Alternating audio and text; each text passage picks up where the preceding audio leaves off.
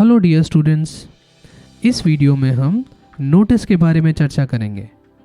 Notice क्या होता है, नोटिसेस कितने प्रकार के हो सकते हैं, नोटिस कैसे लिखते हैं, यानी नोटिस को लिखते वक्त किस फॉर्मेट को फॉलो करना चाहिए।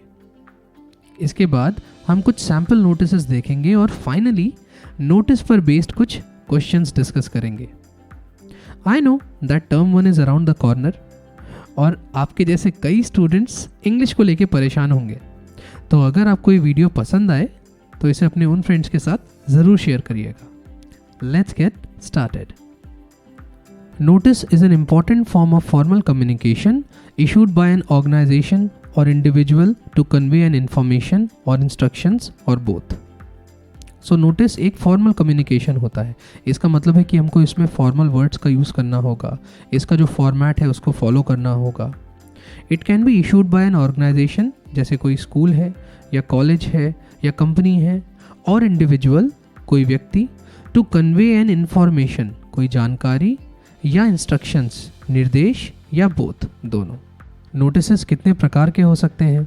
अगर हमें कोई मीटिंग बुलानी है उसके लिए नोटिस हो सकता है। अगर हमारे स्कूल में कोई इवेंट है, स्कूल के बाहर कोई इवेंट है, उसके लिए नोटिस हो सकता है। किसी की कोई चीज़ खो गई है या किसी की कोई चीज़ मिली है, इसके लिए एक नोटिस हो सकता है। अगर हमें कोई अपील जारी करनी है, कहीं बाढ़ आई है उसके लिए हमें डोनेशन चाहिए, तो इसके लिए नोटिस हो सकता है। वार्निंग देनी है कि बच्चे शैतानी बहुत कर रहे हैं, तो इसके लिए नोटिस हो सकता है। साथ ही मान लीजिए कि म्यूज़िक क्लब का नाम चेंज करके यूफनी हो जाए, तो इसके लिए भी नोटिस हो सकता है। तो इन सब चीज़ों के लिए हम नोटिस का यूज़ करते हैं। चलो नोटिस के फॉर्मेट को देखते हैं। जैसा हमें पता है notice is a formal communication, इसलिए हमें इसका फॉर्मेट पता होना चाहिए और हमें उसको फॉलो भी करना चाहिए। अगर हमें नोटिस का फॉर्मेट क्लियर है तो हमें इसके क्वेश्चंस में कभी डिफ़िकल्टी नहीं आएगी। सबसे ऊपर उस ऑर्गेनाइजेशन का नाम होता है जो कि नोटिस इशू करती है। इसके जस्ट नीचे नोटिस लिखा होता है। उसके बाद लेफ्ट हैंड साइड पे डेट लिखी होती है। इसके बाद नोटिस की जो भी हेडिंग होती है या जो भी सब्जेक्ट होता है वो लिखा जाता है।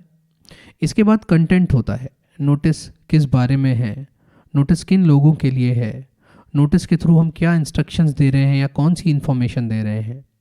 इसके बाद जिसने नोटिस किया होता है उसका सिग्नेचर होता है, उसका नाम होता है और डेजिग्नेशन होता है। कुछ कुछ केसेस में सिग्नेचर नहीं होता है पर नाम और डेजिग्नेशन हमेशा रहेगा। नोटिस के इस फॉर्मेट को अपने दिमाग में बैठा लीजिए। चलो अब मेन बॉडी के बारे में विस्तार से बात करते हैं।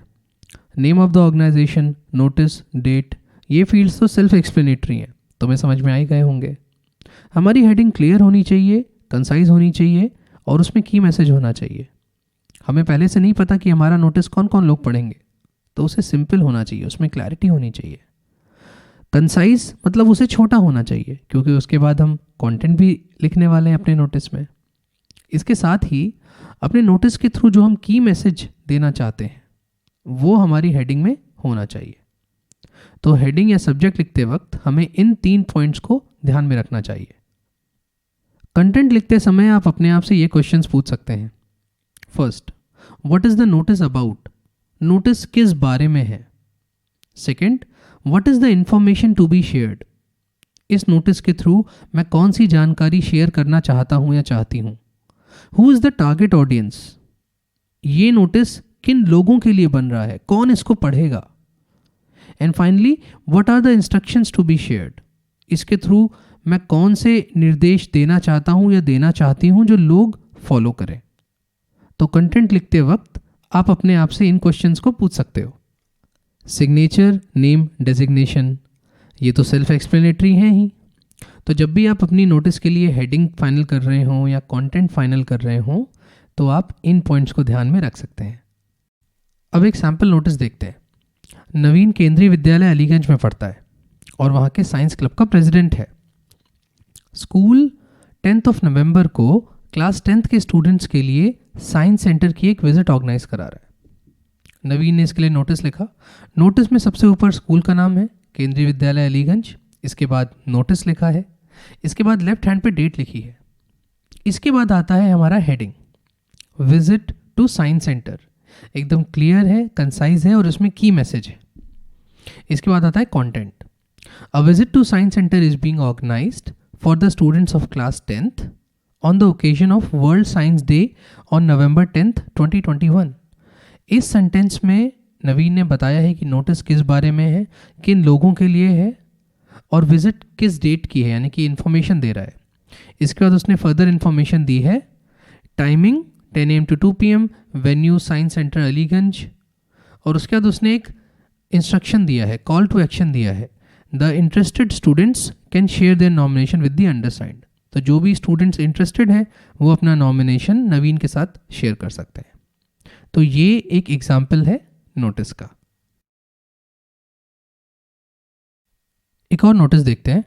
सुनील ब्लूबेल्स अपार्टमेंट की सोसाइटी का प्रेसिडेंट है। उसे पता लगा that there is a scheduled power outage और उसने इसके लिए नोटिस लिखा है। टॉप में ब्लूबेल्स अपार्टमेंट लिखा है, then notice followed by the date on left. इसके बाद हमारी हेडिंग है scheduled power outage which is clear, concise and has the key message. और उसके बाद उसने लिखा है the electricity department has informed that there would be a power outage on 5th November 2021 from 3 to 5 PM. All the residents are advised to manage their chores accordingly. नीचे उसका नाम followed by designation. तो इस notice में सुनील ने की information दी है, date बताई है, टाइमिंग बताई है और साथ ही एक इंस्ट्रक्शन दी है in the form of an advice to the apartment members. तो ये एक क्लियर एग्जाम्पल है नोटिस का। अब कुछ MCQs देखते हैं। First, the date on the notice is mentioned on the left, right या सेंटर। तो हम जानते हैं कि date is always mentioned on the left, A is correct. Second, Tanishq needs to write a notice about a lost notebook, choose the most appropriate subject. Tanishq की notebook खो गई है, सबसे अप्रोप्रिएट सब्जेक्ट कौन सा होगा? Lost blue coloured maths notebook, lost maths notebook, lost blue coloured maths notebook please help, या lost blue coloured maths notebook on Friday. तो हम जानते हैं कि हमारा सब्जेक्ट क्लियर होना चाहिए, कंसाइज होना चाहिए और उसमें की इन्फॉर्मेशन होनी चाहिए। की इन्फॉर्मेशन ये है कि नोटबुक हो गई है, कौन सी? मैथ्स की। So B is correct, lost maths notebook. Choose the correct order. हमको इन दिए गए ऑर्डर्स में से करेक्ट ऑर्डर सेलेक्ट करना है। तो हम जानते हैं कि सबसे पहले हमारी ऑर्गेनाइजेशन का नेम आता है, उसके बाद हमारा नोटिस लिख के आता है, फिर लेफ्ट हैंड पे हम डेट लिखते हैं और फिर हम सब्जेक्ट लिखते हैं। इसलिए option number D is correct. Question number 4, the subject should be long and elaborated. ये ट्रू है या फॉल्स है? तो हम सभी जानते हैं कि हमारा जो सब्जेक्ट है it should be very concise and crisp, इसलिए ये स्टेटमेंट फॉल्स है। Select the appropriate subject for the following notice. It is being noticed that some students are bringing mobile phones to the school. Kindly note that it is prohibited to bring phones to the school. If any student is found using phone in the school campus, their phone will be confiscated. Option A is bringing mobile is a punishable offense. Option B is your mobile phone will be confiscated. Option C is hand over your mobile phone, and option D is mobile phones are prohibited in the school. So, option number D, mobile phones are prohibited in the school, seems the most appropriate and the concise one. So, option number D is correct. तो दोस्तों इस video में हमने notice के बारे में बात करी। आई एम श्योर आपको ये टॉपिक एंड टू एंड समझ में आ गया होगा। Like I said in the beginning, अगर आपको नोटिस का फॉर्मेट एकदम क्लियर है तो आपको इसके क्वेश्चंस में कभी भी दिक्कत नहीं आएगी। पीजे भैया साइनिंग ऑफ। अगर आपको ये वीडियो अच्छा लगा है, अगर आपको इससे कुछ सीखने को मिला है तो share it with your friends. Work hard and always remember, hard work will pay off. See या।